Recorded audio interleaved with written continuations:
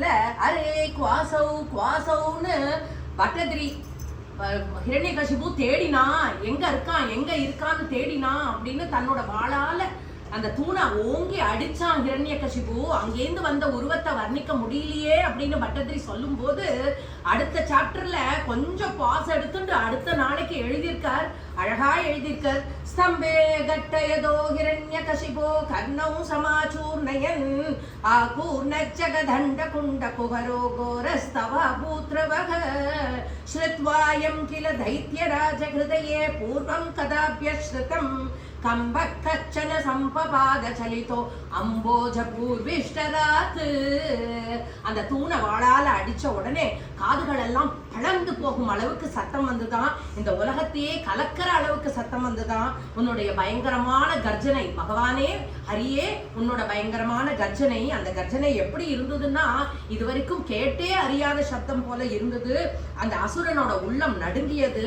அவன் தாமரையில் வீற்றிருந்த அந்த பிரம்மா கூட ஒரு நிமிஷம் என்ன சத்தம்னு அப்படியே கலக்கம் அடைஞ்சு தன்னுடைய ஆசனத்திலேருந்து எழுந்துட்டார் அப்படின்னு முதல் ஸ்லோகத்துல சொல்றார்.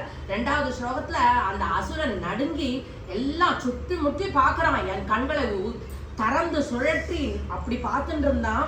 அப்போ என்ன மாதிரி உருவம் இருந்தது? முழுதாக விலங்கும் இல்லாமல், முழுதாக மனிதனும் இல்லாமல், ஒரு நாரசிம்ஹமாக பாதி மனிதன் பாதி சிம்ஹம், அப்படி ஒரு அழகான உருவம் வழியில வந்தது.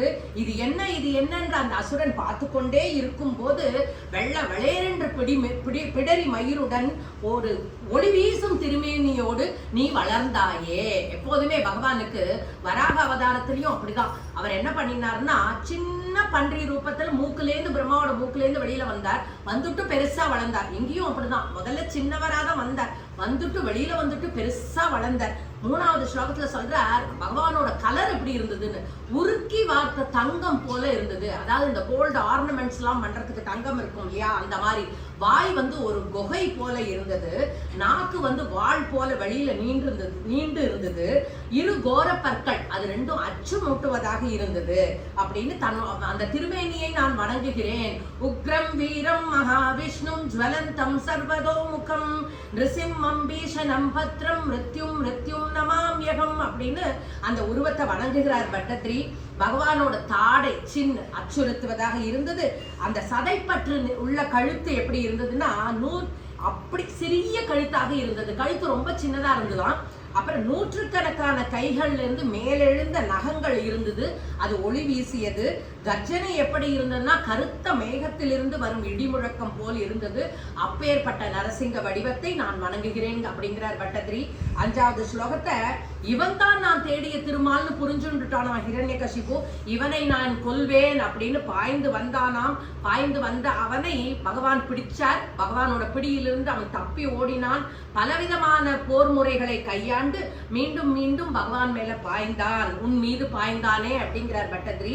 ஆறாவது ஸ்லோகத்துல அப்படி பாய்ந்து வந்த அசுரனை தன்னுடைய இரு கைகளால் இறுகி பிடித்தான் பகவான். இறுகி பிடித்து வாசற்படியில் உட்கார்ந்து அவனை மடியில் போட்டுக்கொண்டு தன்னுடைய கூரிய நகத்தால் அவனுடைய குடலை கிழித்தார். இப்ப நம்ம கேட்போம் எதனால நகத்தை யூஸ் பண்ணினார் அப்படின்னு. ஒண்ணு அவன் காலையிலும் சாகக்கூடாது, மாலையில் சாகக்கூடாது, அதனால பகவான் பிரதோஷ நேரத்தை தேர்ந்தெடுத்தார். அப்புறம் வாசப்படியில வீட்டுக்குள்ள கூடாது, வீட்டுக்கு வெளியே கூடாதுன்னு சொன்னதுனால வாசப்படியில உட்காத்தினார். அதனாலதான் நம்ம பெரியவாள்லாம் சொல்லுவா வாசப்படியில உட்காந்து ஒரு காரியமும் பண்ணாதே அப்படின்னு. அதே போல ஆகாசத்திலையும் சாக மாட்டேன், பூமியிலும் சாக மாட்டேன்னு சொன்னதுனால தன்னோட மடியில போட்டுண்டார். அச்சேதன வஸ்து லிவிங் திங் நான் லிவிங் திங்னால சாக மாட்டேன், லிவிங் திங்னால சாக மாட்டேன் அப்படிங்கிறதுக்காக தன்னுடைய நகத்தை யூஸ் பண்ணார். இந்த நகம் ஒரு நம்ம நகத்துக்கு it is neither a living cell nor it is a dead cell. நகத்தை உங்களுக்கு பிச்சா வலிக்கிறது இல்லை, அதே கொஞ்சம் சதையோட பிச்சைன்னு வச்சுக்கோங்க, வலி உயிர் போயிடும் இல்லையா. ஏன்னா இப்போ நரசிம்ம அவதாரம் ஒரு தூண்லேருந்து வந்தார். அவர் தூண் ஒரு அச்சேதன வஸ்து, நான் லிவிங் திங். அந்த தூண்லேருந்து வந்த நரசிம்மர் ஒரு லிவிங் திங், அதாவது ஒரு சேத்தன வஸ்து. அந்த அச்சேதன வஸ்துவிலேருந்து வந்த சேத்தன வஸ்து தன்னோட அச்சேதன வஸ்துவான நகங்களை யூஸ் பண்ணி, அப்போ அவன் கேட்ட பாயிண்ட் சரியா எடுத்து, I should not be killed by a living thing, I should not be killed by a non living thing. So a living thing coming out of a non living thing using a non living thing and அப்படியே வயத்தை போட்டு கிழிச்சு அந்த குடலை எடுத்தார், மாலையா போட்டுண்டார். ஆச்சு, ஹிரண்யகசிபுவோட வதம் ஆச்சு. உக்ரம் வீரம் மகாவிஷ்ணு ஜுவலந்தம் சர்வதோமுகம். கொன்ன உடனே அவருக்கு கோபம் தீரல.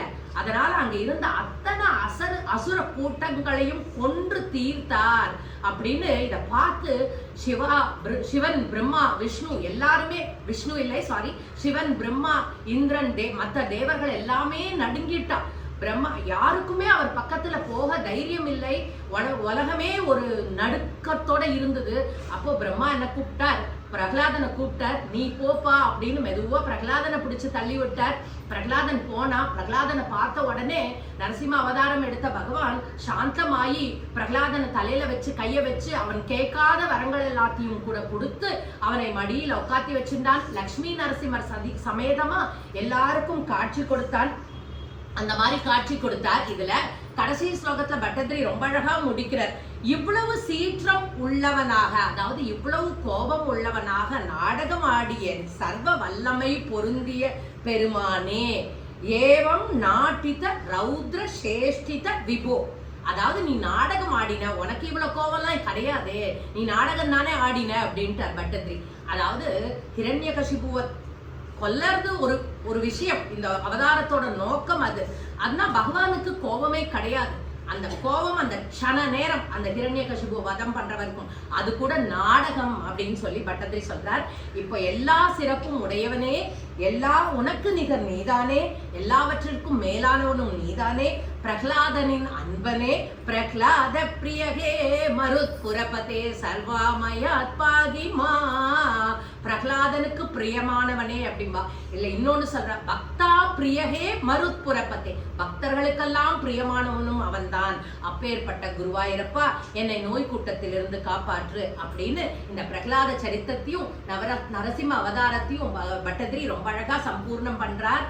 கோபிகா ஜீவனஸ்மரணம் கோவிந்தா கோவிந்தா நாராயணா கில குரு பகவன் நமஸ்தே.